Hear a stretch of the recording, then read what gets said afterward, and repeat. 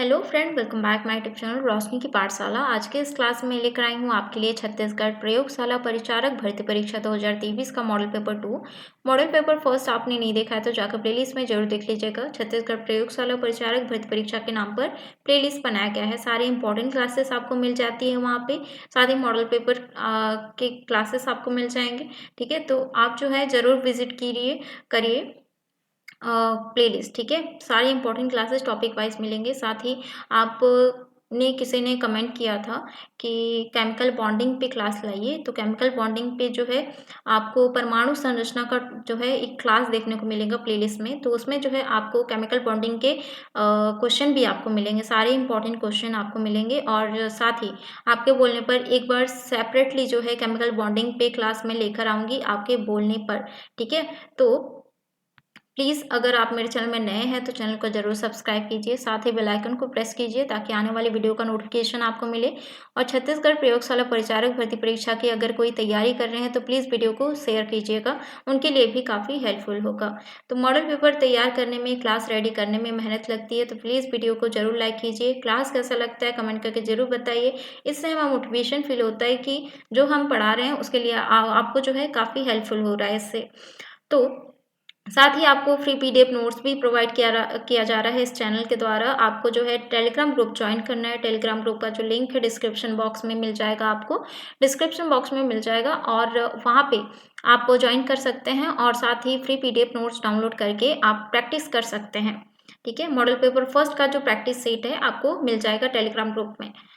महत्वपूर्ण जो है संभावित प्रश्न मैं लेकर आई हूँ सिलेबस के अकॉर्डिंग।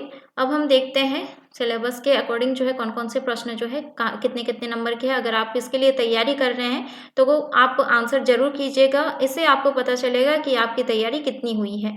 ठीक है, सामान्य विज्ञान के जो है 60 प्रश्न पूछे जाएंगे, यानी कि 60 प्रश्न हैं इस मॉडल पेपर में और 60 अंक के होंगे। ठीक है, यानी कि प्रत्येक प्रश्न जो है 1 नंबर का होगा। भारत की भौतिक, सामाजिक, आर्थिक, भूगोल से संबंधित जो है 15 प्रश्न मैं लेकर आई हूँ, 15 नंबर के। ठीक है, इससे भी जो है आपको आंसर करना है। छत्तीसगढ़ सामान्य ज्ञान, छत्तीसगढ़ सामान्य ज्ञान के 25 प्रश्न आपको देखने मिलेंगे और 25 अंक के होंगे। ठीक है, इससे जो है आपको कमेंट करके जरूर बताना है। ठीक है, और कितना आंसर आपने सही किया ये भी आप कमेंट करके बताइएगा। पहला क्वेश्चन हम देख लेते हैं, निम्नलिखित में से कौन सी मूल भौतिक राशि है। मूल भौतिक राशि के बारे में मैंने बताया था, अगर आपको याद होगा तो आंसर जरूर बताइएगा। तो इसका राइट आंसर हो जाएगा विद्युत धारा। नेक्स्ट क्वेश्चन है, शक्ति का मात्रक है। तो शक्ति का मात्रक जो है कौन सा है, मात्रक का और इकाई का जो है सेपरेट जो है इसका क्लास लगाया गया था। ठीक है, अगर आपने पढ़ा होगा, याद होगा तो आपको जो है सही आंसर बताएंगे। तो इसका राइट आंसर हो जाएगा शक्ति का जो मात्रक है वो क्या है, वॉट है। ठीक है, नेक्स्ट हम देख लेते हैं, प्रकाश वर्ष होता है। तो प्रकाश वर्ष क्या होता है, प्रकाश वर्ष क्या होता है, प्रकाश द्वारा एक वर्ष में चली गई दूरी को जो है प्रकाश वर्ष कहा जाता है। ठीक है, एग्जाम में बार बार पूछा गया है। नेक्स्ट क्वेश्चन है, सोनार निम्नलिखित द्वारा प्रयोग में लाया जाता है। तो सोनार जो है किसके द्वारा प्रयोग में लाया जाता है, नौ संचालकों के द्वारा। ठीक है, यानी कि जैसे कि सोनार क्या है, जैसे कि ये बोट है, ठीक है, पानी जहाज है। ठीक है, ये पानी जहाज है, तो इसमें से जो है यहाँ पे सोनार लगा होता है। सोनार क्या करता है, प्रतिध्वनि निकालता है वो। ठीक है, जिससे जो है आसपास की जितनी भी चीजें कुछ होंगी तो उससे क्या होते हैं, वो दूर हो जाते हैं या फिर वोट को जो है उसको पता चल जाता है। एक तरीके से सेंसर होता है कि आमने सामने क्या चीज है उससे जो है पता चल जाता है सोनार की वजह से। ठीक है, एक तरीके का मतलब कि क्या है, सेंसर टाइप्स के। ठीक है, नेक्स्ट हम देख लेते हैं, ध्वनि की तीव्रता को मापने वाला यंत्र है। ध्वनि की तीव्रता को मापने वाला कौन सा है, क्रोनोमीटर है, एनीमोमीटर है या ऑडियोमीटर है, या फिर ऑडियोफोन है या फिर ऑडियोमीटर है। तो ध्वनि की तीव्रता ध्वनि से संबंधित है जो है ऑडियोमीटर। ठीक है, इसका राइट आंसर हो जाएगा। नेक्स्ट हम देख लेते हैं, एनीमोमीटर से निम्नलिखित में से किसका मापन किया जाता है। एनीमोमीटर से निम्नलिखित में से किसका मापन किया जाता है। ठीक है, इसका आंसर आप बताइएगा प्लीज। एनीमोमीटर से किसका जो है मापन किया जाता है, तो इसका राइट आंसर हो जाएगा पवन वेग। ठीक है, पवन वेग का जो है मापा जाता है एनीमोमीटर से। नेक्स्ट है, वायु की गति निम्नलिखित के द्वारा नापी जाती है। वायु की गति किसके द्वारा मापी जाती है? एनीमोमीटर से। ठीक है, एनीमोमीटर से मापी जाती है। वर्षा की बूंद की गोलाकार आकृति का कारण है। तो यह भी जो है क्वेश्चन बार बार पूछा गया है। वर्षा की बूंद की जो गोलाकार आकृति है, ठीक है, वो किसके कारण होती है? आपने तो पढ़ा होगा स्कूल में। ठीक है, तो इसका राइट आंसर हो जाएगा पृष्ठ तनाव के कारण। ठीक है, आप कौन कौन से आंसर आपके सही हो रहे हैं नोट डाउन कीजिए और कमेंट करके बताइए। ठीक है, इसके द्वारा जो है रिवाइज क्लास भी लाया जाएगा टॉपिक वाइज। मिट्टी का तेल पानी के ऊपर इसलिए तैरता है क्योंकि, मिट्टी का तेल पानी के ऊपर क्यों तैरता है? क्योंकि उसका घनत्व जो है पानी के घनत्व से कम होता है। नेक्स्ट हम देख लेते हैं, एक सुई पानी में डूब जाती है जबकि लोहे से बना जहाज पानी पर तैरता है। क्यों तैरता है? और सुई जो है पानी में डूब जाती है। अगर आपने नहीं देखा है तो करके देखिए घर पे। ठीक है, आपको याद रहेगा, इसी के जरिए भी याद रह सकता है कि पानी अगर आप डुबा के देखते हैं तो सुई कैसे डूबता है, और इससे जो है रिलेट करके आप पढ़ सकते हैं। तो इसका राइट आंसर हो जाएगा सुई का आपेक्षिक घनत्व जो है उसके द्वारा हटाए हुए पानी के आपेक्षिक घनत्व से अधिक होता है, इसलिए जो है एक सुई जो है पानी में डूब जाती है जबकि लोहे से बना जहाज जो है पानी में तैरता है। नेक्स्ट हम देख लेते हैं, दृश्य स्पेक्ट्रम के तरंगधैर्घ्य की सीमा है। तो दृश्य स्पेक्ट्रम के तरंगधैर्घ्य की सीमा कितनी होती है? तो इसका राइट आंसर हो जाएगा 3900 एंगस्ट्रॉन से 7600 एंगस्ट्रॉन होती है। ठीक है, तो इसका राइट आंसर हो जाएगा बी। नेक्स्ट है, प्रकाश विकिरणों की प्रकृति होती है। तो प्रकाश विकिरणों की प्रकृति कैसी होती है? तरंग एवं कण दोनों के समान होती है। नेक्स्ट है, प्रकाश सीधी रेखा में चलता है प्रतीत होता है क्योंकि, प्रकाश जो है सीधी रेखा में चलता हुआ प्रतीत होता है। क्यों प्रतीत होता है? क्योंकि प्रकाश का तरंगदैर्घ्य जो है बहुत छोटा होता है, इसलिए जो है वो सीधी रेखा में दिखाई देता है। नेक्स्ट है, साबुन के पतले झाग में चमकदार रंगों का बनना किस परिघटना का परिणाम है? आपने बचपन में भी खेलते हुए जो है आपने देखा होगा इंद्रधनुष के जैसे जो है बबल में कलर दिखाई देते हैं। तो घटना जो है यानी कि परिघटना किसका परिणाम है? तो ये आपको बताना है। तो ऐसे रिलेट करके आप पढ़ते हैं फ्रेंड, तो आपको जो है याद रहेगा। ठीक है, तो ये किसके कारण है? बहुलित परावर्तन व्यतिकरण के कारण होता है। ठीक है, इसका राइट आंसर हो जाएगा ऑप्शन ए। नेक्स्ट हम देख लेते हैं, पूर्ण आंतरिक परावर्तन होता है जब प्रकाश जाता है। पूर्ण आंतरिक परावर्तन कब होता है, यानी कि किसमें होता है? तो इसका राइट आंसर हो जाएगा हीरे से कांच में। ठीक है, नेक्स्ट है, सूर्यास्त तथा सूर्योदय के समय सूर्य के लाल रंग का प्रतीत होने का कारण है। तो इसका भी मैंने कराया था, इसका आंसर भी दीजिए। मुझे अच्छा लगेगा कि मैंने जो पढ़ाया है वो सभी जो है आपको याद होगा। ठीक है, इसका राइट आंसर हो जाएगा प्रकाश का प्रकीर्णन। ठीक है, प्रकाश के प्रकीर्णन के कारण जो है सूर्यास्त तथा सूर्योदय के समय जो है वो क्या होता है? लाल रंग जो है वो प्रतीत होता है। ठीक है, सभी ने देखा होगा। नेक्स्ट है, अंतरिक्ष यात्री को आकाश का रंग दिखाई देता है। तो अंतरिक्ष यात्री को आकाश का रंग कैसा दिखाई देता है? तो इसका राइट आंसर हो जाएगा नीला दिखाई देता है। नेक्स्ट है, ऊंचाई की जगहों पर पानी 100 सेंटीग्रेड के नीचे के तापमान पर क्यों उबलता है? क्यों उबलता है? तो इसका राइट आंसर हो जाएगा क्योंकि वायुमंडलीय दबाव कम हो जाता है अतः उबलने का बिंदु जो है नीचे आ जाता है। ठीक है, नेक्स्ट हम देख लेते हैं, प्रेशर कुकर में खाना जल्दी पक जाता है क्योंकि, प्रेशर कुकर में खाना जल्दी पक जाता है। क्यों पकता है? उच्च दाब के कारण, यानी कि हाई प्रेशर के कारण जो है पानी उच्च तापमान पर उबलने लगता है, इसीलिए जो है प्रेशर कुकर में जल्दी खाना पक जाता है। ठीक है, नेक्स्ट हम देख लेते हैं, निम्नलिखित में से कौन सा विद्युत चुंबकीय विकिरण टेलीविजन के दूरस्थ नियंत्रण के लिए प्रयोग में लाया जाता है? तो इसका राइट आंसर हो जाएगा अवरक्त। ठीक है, नेक्स्ट क्वेश्चन है, एक टीवी सेट को चलाने के लिए निम्नलिखित में से किस एक का टीवी रिमोट नियंत्रण इकाई द्वारा प्रयोग किया जाता है, यानी कि कंट्रोल के लिए जो है प्रयोग किया जाता है? तो रेडियो तरंगों का प्रयोग किया जाता है। ठीक है, रिमोट्स में। ठीक है, आपने देखा होगा, तभी जो है कैच करता है। ठीक है, नेक्स्ट हम देख लेते हैं, दूरसंचार के लिए प्रयुक्त तरंगे हैं। दूरसंचार के लिए प्रयुक्त कौन से तरंगे हैं? तो इसका राइट आंसर हो जाएगा माइक्रोवेव। नेक्स्ट क्वेश्चन है, पराश्रव्य वे ध्वनियां हैं जिनकी आवृत्ति होती है। पराश्रव्य ध्वनि क्या होती है? पराश्रव्य ध्वनि जो हम सुन नहीं सकते, ठीक है, हमारे सुनने की लिमिट से जो है ज्यादा होती है, ठीक है, वो होती है पराश्रव्य ध्वनि, ठीक है। पराश्रव्य ध्वनि इसका राइट आंसर हो जाएगा। और पराश्रव्य ध्वनि जो है किसके कौन सुन सकता है? चमगादड़, ठीक है। उनके जो है सहने की जो है सुनने की जो कैपेसिटी होती है वो कितनी होती है? 20,000 हर्ट्ज से अधिक होती है, ठीक है, वो सुन सकता है, लेकिन हमारे सुनने की लिमिट इतनी नहीं है, ठीक है। नेक्स्ट हम देख लेते हैं मनुष्य की श्रव्यता की सीमा क्या है। तो मनुष्य की श्रव्यता का यानी कि सुनने की जो सीमा कितनी होती है? 20 हर्ट्ज से 20,000 हर्ट्ज के बीच होती है, ठीक है। नेक्स्ट हम देख लेते हैं एक जैव पद्धति जिसमें पराश्रव्य ध्वनि का उपयोग किया जाता है। एक जैव पद्धति जिसमें पराश्रव्य ध्वनि का उपयोग किया जाता है, किसमें किया जाता है? तो इसका राइट आंसर हो जाएगा सोनोग्राफी में। नेक्स्ट क्वेश्चन है, बिजली के बल्ब का तंतु बना होता है। तो बिजली के बल्ब का तंतु किसमें बना होता है? टंगस्टन का बना होता है, ठीक है, आपने फिजिक्स में पढ़ा होगा, ठीक है।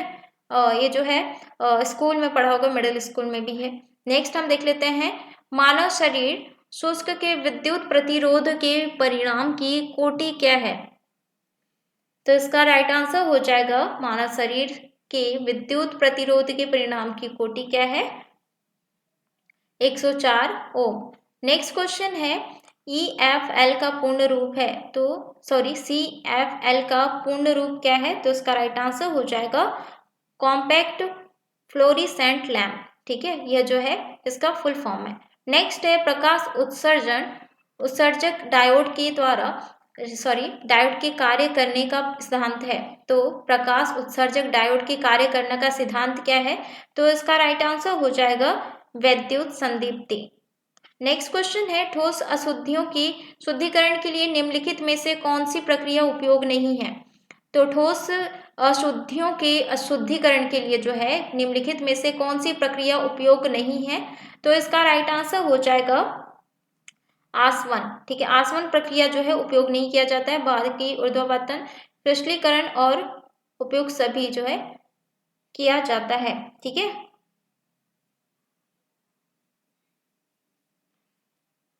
तो इसका राइट आंसर होगा आसवन, ठीक है। नेक्स्ट हम देख लेते हैं क्रोमेटोग्राफी की तकनीक का प्रयोग होता है। तो क्रोमेटोग्राफी तकनीक का प्रयोग किसमें होता है? तो इसका राइट आंसर हो जाएगा एक मिश्रण से पदार्थ को अलग करने में, ठीक है। जैसे कि क्रोमेटोग्राफी कैसे होता है, एक मशीन होता है जिसमें से जो है यहाँ पे ट्यूब रखने के लिए स्पेस होती है, ठीक है, एक रेक के समान इसमें ट्यूब रखा जाता है जिसमें से जो है राउंड राउंड राउंड जैसे वॉशिंग मशीन घूमती है वैसे ही घूमता है। तो उससे क्या होता है सेपरेट हो जाता है, ठीक है, लिक्विड जो है एक जितने भी पार्टिकल्स होते हैं वो नीचे बैठ जाते हैं और जो डेंसिटी के अनुसार जो है वो क्या होते हैं हल्की चीज़ें जो है ऊपर हो जाती हैं और जो भारी चीज़ें हो वो नीचे बैठ जाती हैं, ठीक है। इसके थ्रू जो है अब मतलब कि एक मिश्रण को पदार्थ से अलग किया जाता है, ठीक है। नेक्स्ट हम देख लेते हैं ठोस कपूर से कपूर वाष्प बनाने की प्रक्रिया को कहते हैं। तो उसे क्या कहा जाता है? तो इसका राइट आंसर हो जाएगा ऊर्ध्वपातन, ठीक है। नेक्स्ट हम देख लेते हैं निम्नलिखित में से कौन सा एक पदार्थ बहुत कठोर और बहुत तन्य है? तो इसका राइट आंसर हो जाएगा नाइक्रोम। नेक्स्ट क्वेश्चन है सबसे भारी प्राकृतिक तत्व है। तो सबसे भारी प्राकृतिक तत्व कौन सा है? यूरेनियम है। नेक्स्ट क्वेश्चन है निम्नलिखित में से भारी धातु है। तो निम्नलिखित में से भारी धातु कौन सा है? यूरेनियम है। नेक्स्ट क्वेश्चन है निम्नलिखित में से भारी धातु है, इसमें से भारी धातु कौन सा है? तो इसका राइट आंसर है, ऐसा मत कहना कि क्वेश्चन रिपीट हो रहा है, तो ऑप्शंस भी आप देख सकते हैं। ये क्वेश्चन जो है पूछा गया है, ठीक है, तो ऑप्शन जो है आपको डिफरेंट मिल सकते हैं, क्वेश्चन जो है सेम भी हो सकता है, ठीक है। निम्नलिखित में से सबसे भारी धातु कौन सा है? तो इसका राइट आंसर हो जाएगा प्लेटिनम है इन ऑप्शन में से, ठीक है। नेक्स्ट हम देख लेते हैं जर्मन सिल्वर में सिल्वर कितना प्रतिशत पाया जाता है? तो जर्मन सिल्वर में सिल्वर कितना प्रतिशत पाया जाता है? तो इसका राइट आंसर हो जाएगा इनमें से कोई नहीं, ठीक है, क्योंकि 50% पाया जाता है, ठीक है। जर्मन सिल्वर में सिल्वर का जो परसेंट है वो कितना पाया जाता है? 50%। नेक्स्ट क्वेश्चन हम देख लेते हैं, निम्नलिखित में से कौन सा तत्व जर्मन सिल्वर में उपस्थित नहीं होता? तो जर्मन सिल्वर में कौन सा जो है उपस्थित नहीं होता है? तो उसका राइट आंसर हो जाएगा एल्यूमिनियम। नेक्स्ट क्वेश्चन है, निम्न मिश्र धातु में से किस में तांबे की मात्रा अधिकतम होती है? इसमें से तांबे की मात्रा कितनी किस में अधिकतम होती है? कांसा में, ठीक है। नेक्स्ट क्वेश्चन है, कोयले के निम्नलिखित प्रकारों में से किस एक में शेष प्रकारों की अपेक्षा अधिक प्रतिशत कार्बन अंश होता है? तो इसका राइट आंसर हो जाएगा एंथ्रासाइट में होता है, ठीक है। नेक्स्ट हम देख लेते हैं, कार्बन की मात्रा अधिकतम होती है, कार्बन की मात्रा किस में अधिकतम होती है? तो इसका राइट आंसर हो जाएगा ढल व लोहा में, ठीक है। तो बहुत ही इंपॉर्टेंट क्वेश्चन है, इसमें क्वेश्चन पूछा गया है, ठीक है, अभी जो हाल ही में एग्जाम हुआ था उसमें। नेक्स्ट है, निम्नलिखित में से कौन सा क्रिस्टल नहीं है? कौन सा जो है रवा क्रिस्टल नहीं है? तो इसका राइट आंसर हो जाएगा गंधक। गंधक जो है क्रिस्टल नहीं है। नेक्स्ट क्वेश्चन है, भारी जल का रासायनिक फॉर्मूला है। तो भारी जल का रासायनिक फॉर्मूला कौन सा है फ्रेंड? तो इसका राइट आंसर हो जाएगा D2O, ठीक है। नेक्स्ट हम देख लेते हैं, पानी का पीएच मान होता है। तो पानी का पीएच मान कितना होता है? 7 होता है, ठीक है। नेक्स्ट है, पानी का शुद्धतम रूप क्या है? तो पानी का शुद्धतम रूप कौन सा है? तो इसका राइट आंसर हो जाएगा वर्षा का पानी। सभी को पता होगा वर्षा का पानी जो है शुद्धतम रूप है। नेक्स्ट है, फिटकरी गंदले पानी को यानी गंदे पानी को जो है किस प्रक्रिया द्वारा स्वच्छ करती है? फिटकरी, सभी को पता होगा फिटकरी यूज किया जाता है पानी को शुद्ध करने के लिए। तो इसका राइट आंसर हो जाएगा स्कंदन, ठीक है। स्कंदन प्रक्रिया का उपयोग करके फिटकरी जो है गंदे पानी को स्वच्छ बनाती है। नेक्स्ट है, वनस्पति तेल से वनस्पति घी बनाने में प्रयुक्त होने वाली गैस है। तो यह जो है बहुत इंपॉर्टेंट क्वेश्चन है, हाइड्रोजन, ठीक है। यानी कि वनस्पति तेल से वनस्पति घी बनाने में प्रयुक्त होने वाली गैस कौन सी है? हाइड्रोजन गैस है। नेक्स्ट क्वेश्चन हम देख लेते हैं, वायुयानों के टायरों में भरने में निम्न गैस का प्रयोग किया जाता है। वायुयान के टायर में जो है कौन सा गैस भरा जाता है? तो इसका राइट आंसर हो जाएगा हीलियम गैस भरा जाता है। नेक्स्ट क्वेश्चन है, निम्नलिखित में से किस तत्व की कमी को पूरा करने के लिए कीटभक्षी पौधे कीटों को पकड़ने तथा उनका भक्षण करते हैं? तो इसका राइट आंसर हो जाएगा नाइट्रोजन, ठीक है। यानी कि कहा जा रहा है कीटभक्षी पौधे जो होते हैं कीटों को पकड़ने और उनका भक्षण करने के लिए कौन सा जो है तत्व यूज करते हैं? वो नाइट्रोजन का यूज करते हैं। नेक्स्ट है, कीटभक्षी पौधे जिस मृदा में उगते हैं उसमें कमी रहती है, उसमें जो है किसकी कमी होती है? नाइट्रोजन की, क्योंकि उन लोग क्या करते हैं? उपयोग करते हैं ना कीटों को पकड़ने के लिए, ठीक है। तो इसलिए नाइट्रोजन की क्या होती है? कमी होती है जहाँ पे कीटभक्षी पौधे उगते हैं। नेक्स्ट है, खाने का सोडा है। तो यह क्वेश्चन पूछा गया है पीएससी प्रीलिम्स में, ठीक है, सीजीपीएससी प्रीलिम्स में खाने का सोडा जो है पूछा गया है। तो इसका राइट आंसर हो जाएगा सोडियम बाइकार्बोनेट, ठीक है। नेक्स्ट हम देख लेते हैं, बेकिंग सोडा है। तो बेकिंग सोडा जो है क्या है? तो इसका राइट आंसर हो जाएगा sodium hydrogen carbonate. Next question है, हाइड्रोफोबिया किसके द्वारा होता है? तो हाइड्रोफोबिया किसके द्वारा होता है? विषाणु के द्वारा होता है, ठीक है, वायरस के कारण होता है। नेक्स्ट क्वेश्चन है, मस्तिष्क तथा मेरुरज्जु पर चढ़ी झिल्ली में सूजन जाने से होने वाला रोग है। तो मस्तिष्क तथा मेरुरज्जु में मस्तिष्क के ऊपर में जो लेयर होती है मेम्ब्रेन की, तो उसमें जो है सूजन आती है, तो किसके कारण होती है या उसको कहा जाता है, क्या कहा जाता है? तो इसका राइट आंसर हो जाएगा मेनिंजाइटिस कहा जाता है, ठीक है, मेनिंजाइटिस। ये जो है बैक्टीरिया के कारण होता है। नेक्स्ट हम देख लेते हैं, डाउन सिंड्रोम एक आनुवांशिक विकार है जो क्या होता है? किसके कारण होता है यह? तो इसका राइट आंसर हो जाएगा गुणसूत्र की संख्या में परिवर्तन के कारण होता है डाउन सिंड्रोम। नेक्स्ट क्वेश्चन है, मस्तिष्क जिम्मेदार है। मस्तिष्क जो है किसके लिए जिम्मेदार है? तो इसका राइट आंसर हो जाएगा सोचने के लिए, हृदय गति नियंत्रण करने के लिए, शरीर के संतुलन के लिए जो है रिस्पॉन्सिबल है मस्तिष्क, ठीक है। तो इसका राइट आंसर हो जाएगा ऑप्शन डी। रक्त का थक्का बनने में किस विटामिन की आवश्यकता होती है? तो रक्त का थक्का विटामिन का जो है कई बार जो है मैंने जब जब विटामिन का क्वेश्चन आया है तब तक मैंने आप एक्सप्लेन किया है, सारे विटामिन को रिवाइज भी कराया है और इसका नोट्स भी प्रोवाइड किया है। तो आशा करती हूँ आपको जो है याद होना चाहिए। तो रक्त का थक्का जो है बनने में कौन सी विटामिन या किस विटामिन का आवश्यकता होती है? तो इसका राइट आंसर हो जाएगा विटामिन के। नेक्स्ट है, हमारे शरीर का अधिकतम भार बना है, हमारे शरीर का अधिकतम भार किससे बना है?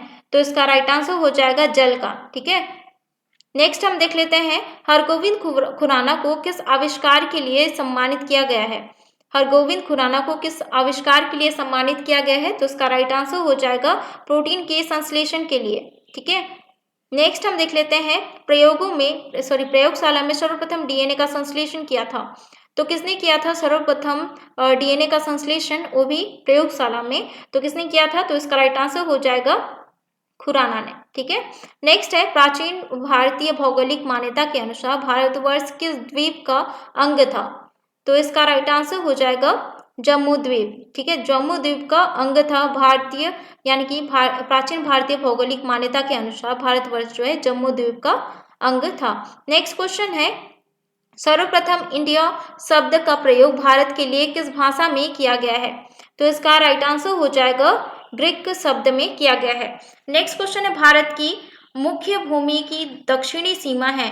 तो भारत की मुख्य भूमि की दक्षिणी सीमा कैसी है? तो इसका राइट आंसर हो जाएगा 8 डिग्री 4 उत्तरी अक्षांश है। ठीक है, नेक्स्ट है, भारतीय मानक समय आधारित है, भारतीय मानक समय आधारित है, किस पर आधारित है? तो इसका राइट आंसर हो जाएगा 82 डिग्री 30 पूर्व देशांतर पर आधारित है भारतीय मानक समय। नेक्स्ट क्वेश्चन है, भारत का प्रमाणित समय उस स्थान का स्थानीय समय है जो स्थित है। तो इसका राइट आंसर हो जाएगा इलाहाबाद के समीप है। ठीक है, नेक्स्ट है, इंडियन स्टैंडर्ड टाइम और ग्रीनविच मीन टाइम में कितना अंतर होता है? तो यह क्वेश्चन जो है अभी क्वेश्चन पूछा जा सकता है, करंट अफेयर में मैंने पढ़ा था वैदिक घड़ी, वैदिक घड़ी के बारे में जो आपको पता होगा। ठीक है, इंडियन स्टैंडर्ड टाइम जो है वो वैदिक घड़ी शो करता है, कहाँ पर है? उज्जैन में बनाया गया है, स्थापित किया गया है प्रधानमंत्री नरेंद्र मोदी द्वारा। ठीक है, तो ग्रीनविच मीन टाइम में कितना अंतर होता है और इंडियन स्टैंडर्ड टाइम में कितना अंतर होता है?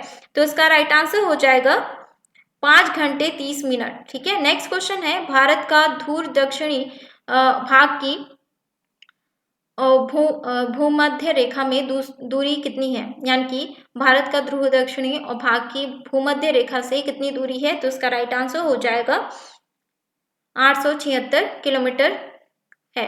भारत की स्थलीय सीमा की लंबाई कितनी है? भारत की स्थलीय सीमा की लंबाई कितनी है फ्रेंड? तो इसका राइट आंसर हो जाएगा 15,200 किलोमीटर। नेक्स्ट क्वेश्चन है, भारत में कितने राज्य समुद्र तट रेखा है? भारत में कितने राज्य समुद्र तट रेखा है? आपको पता होना चाहिए, कमेंट करके आंसर बताइए प्लीज।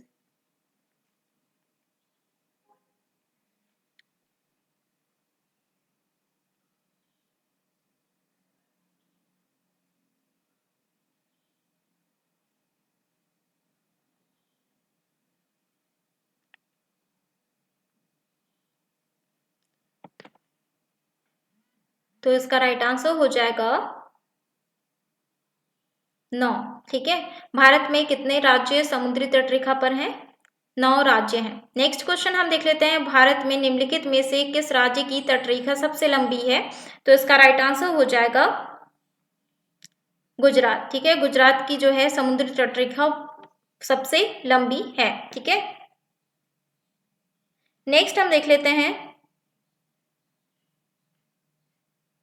निम्नलिखित भारतीय राज्यों में से किससे होकर कर्क रेखा नहीं गुजरती है? तो इसका राइट आंसर हो जाएगा उत्तर प्रदेश।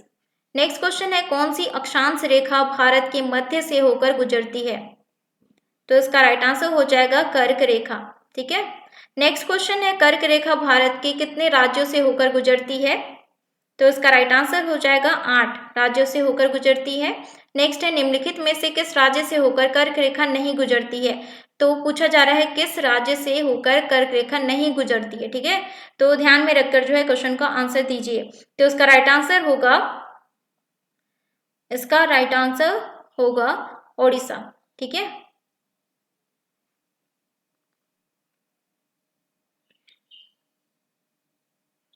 नेक्स्ट क्वेश्चन हम देख लेते हैं, भारत का एकांतरित आर्थिक क्षेत्र संलग्न क्षेत्र के आगे कितने समुद्री मील की दूरी तक है? तो इसका राइट आंसर हो जाएगा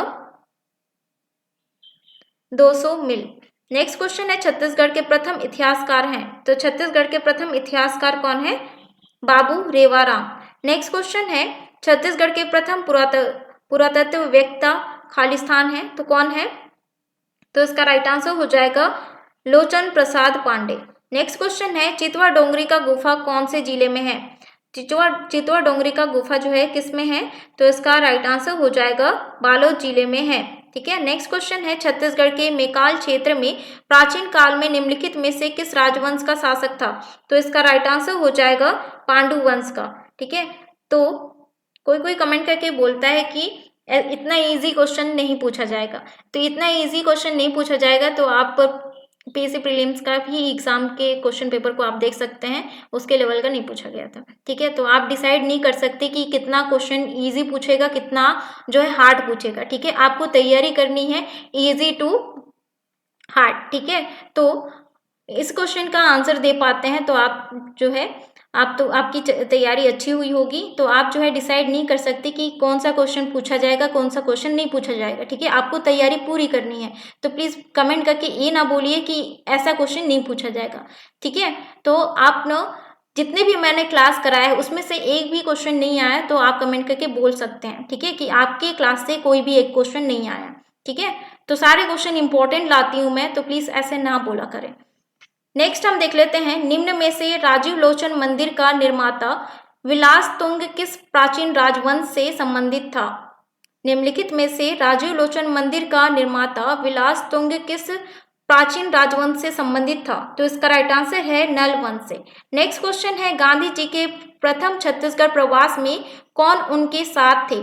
तो इसका राइट आंसर है अली बंधु। नेक्स्ट क्वेश्चन है, बालोद नगर का निर्माण किस राजा ने करवाया था? तो बालोद नगर का निर्माण जो है किस राजा ने करवाया था? तो इसका राइट आंसर हो जाएगा राजा बाला साहब। नेक्स्ट क्वेश्चन है, निम्न में से किस कलचुरी शासक ने तुमाड़ में अपनी राजधानी स्थापित की?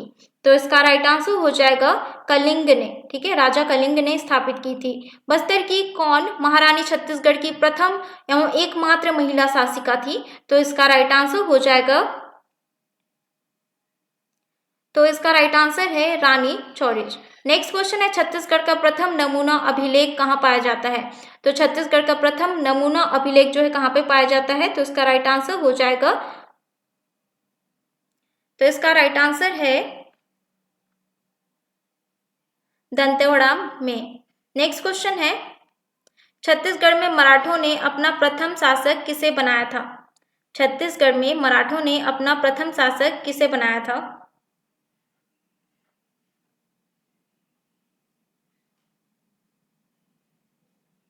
एक मिनट।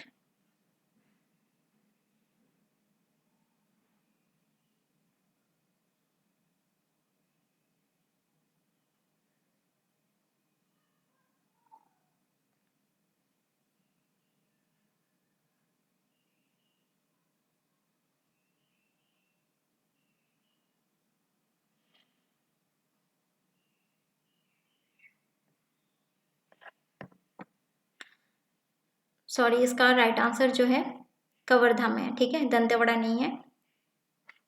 सॉरी। नेक्स्ट हम देख लेते हैं, भौरमदेव किस स्थापत्य शैली का सुंदर उदाहरण है? तो भौरमदेव जो है किस स्थापत्य शैली का सुंदर उदाहरण है? तो इसका राइट आंसर हो जाएगा, तो इसका राइट आंसर है नागर शैली। ठीक है। नेक्स्ट क्वेश्चन है, सर्वाधिक प्रतापी कलचुरी नरेश कौन थे? तो सर्वाधिक प्रतापी कलचुरी नरेश कौन थे? तो इसका राइट आंसर हो जाएगा जाजल्य देव प्रथम। नेक्स्ट क्वेश्चन है, किस मराठा शासक ने छत्तीसगढ़ में सती प्रथा उन्मूलन हेतु वर्ष 1831 में आदेश पारित किया था? तो इसका राइट आंसर हो जाएगा अप्पा साहब। नेक्स्ट क्वेश्चन है, विश्व की प्राचीनतम नाट्यशाला का निर्माण किस राज्य के राजा द्वारा किया गया था? तो इसका राइट आंसर हो जाएगा महेशपुर। नेक्स्ट क्वेश्चन है, पंचायती राज का मुख्य उद्देश्य क्या है?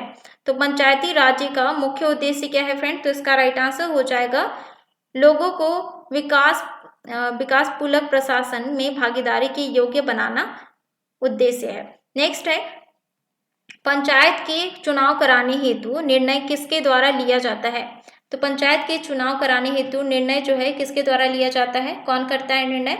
तो इसका राइट आंसर हो जाएगा राज्य सरकार। नेक्स्ट क्वेश्चन हम देख लेते हैं, छत्तीसगढ़ प्रशासन का सर्वोच्च प्रशासनिक अधिकारी कौन होता है? तो इसका राइट आंसर हो जाएगा मुख्य सचिव होता है। नेक्स्ट क्वेश्चन है छत्तीसगढ़ के मंत्रिमंडल में निम्नलिखित में से कौन सा पद नहीं है? तो छत्तीसगढ़ के मंत्रिमंडल में निम्नलिखित में से कौन सा पद नहीं है छत्तीसगढ़ में? तो इसका राइट आंसर हो जाएगा उप मंत्री। ठीक है, मंत्रिमंडल में निम्नलिखित में से कौन सा पद नहीं है। ठीक है, नेक्स्ट हम देख लेते हैं छत्तीसगढ़ में नगर पालिका का प्रशासनिक अधिकारी कौन होता है? छत्तीसगढ़ नगर पालिका का प्रशासनिक अधिकारी कौन होता है? तो इसका राइट आंसर हो जाएगा मुख्य नगर पालिका अधिकारी होता है। नेक्स्ट क्वेश्चन है निम्नलिखित में से किस पद नाम में इस राज्य का प्रशासन संचालित किया जाता है? तो इसका राइट आंसर हो जाएगा राज्यपाल द्वारा। नेक्स्ट क्वेश्चन है छत्तीसगढ़ राज्य में लोकसभा की कितनी सीटें हैं? तो लोकसभा की छत्तीसगढ़ में कितनी सीटें हैं?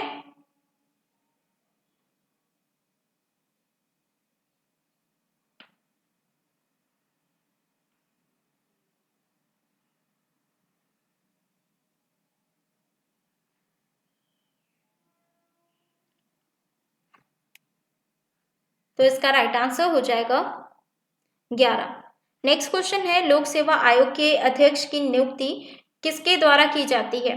तो इसका राइट आंसर हो जाएगा राज्यपाल के द्वारा। नेक्स्ट क्वेश्चन है प्रशासनिक संगठनों की आत्मा कहलाती है। तो प्रशासनिक संगठनों की जो आत्मा कहलाती है क्या कहलाती है? क्या कहलाती है? सत्ता कहलाती है। नेक्स्ट है छत्तीसगढ़ राज्य में विधानसभा की कितनी सीटें हैं? तो छत्तीसगढ़ में जो है विधानसभा की कितनी सीटें हैं? तो इसका राइट आंसर हो जाएगा 90 सीटें हैं। ठीक है, तो आशा करती हूँ आज का क्लास आपके लिए काफ़ी हेल्पफुल रहा होगा। तो फ्रेंड इससे क्वेश्चन पूछे जाएंगे। ठीक है, तो सारे क्वेश्चन जो है इंपॉर्टेंट है, इजी टू मॉडरेट पूछा जाता है, हार्ड नहीं पूछा जाता है। ठीक है, तो क्लास यानी कि सिलेबस ही जो है आपका 9th और 10th लेवल का है, तो आपको जो है क्वेश्चन हार्ड नहीं पूछा जाएगा। ठीक है, और पूछा भी जाता है तो 1-2 क्वेश्चन ऐसे रहेंगे जिसका जो है थोड़ा जो है डीपली क्वेश्चन पूछे जाएंगे। ठीक है, तो उसका भी जो है आंसर क्वेश्चन जो है मैं लेकर तो आती ही रहती हूँ। तो प्लीज़ वीडियो को जरूर लाइक कीजिए, सारे क्वेश्चन जो है इंपॉर्टेंट है। ठीक है, और ऐसे ही इंपॉर्टेंट क्लासेस के लिए आप मुझे कमेंट करिए अगर आपको क्लास चाहिए, और आपको कैसा लग रहा है मेरा क्लास तो आप जो है कमेंट करके जरूर बताइए। अगर आपने मेरे चैनल को सब्सक्राइब नहीं किया है तो सब्सक्राइब कीजिए, साथ ही बेल आइकन को प्रेस कीजिए ताकि आने वाली वीडियो का नोटिफिकेशन आपको मिलता रहे। साथ ही अगर आपको इसका फ्री PDF नोट्स चाहिए आपको प्रैक्टिस के लिए, आप टेलीग्राम ग्रुप ज्वाइन कर सकते हैं। टेलीग्राम ग्रुप का जो लिंक है डिस्क्रिप्शन बॉक्स में दिया गया है, वहाँ पे आपको मिल जाएंगे। मिलते हैं नेक्स्ट वीडियो में।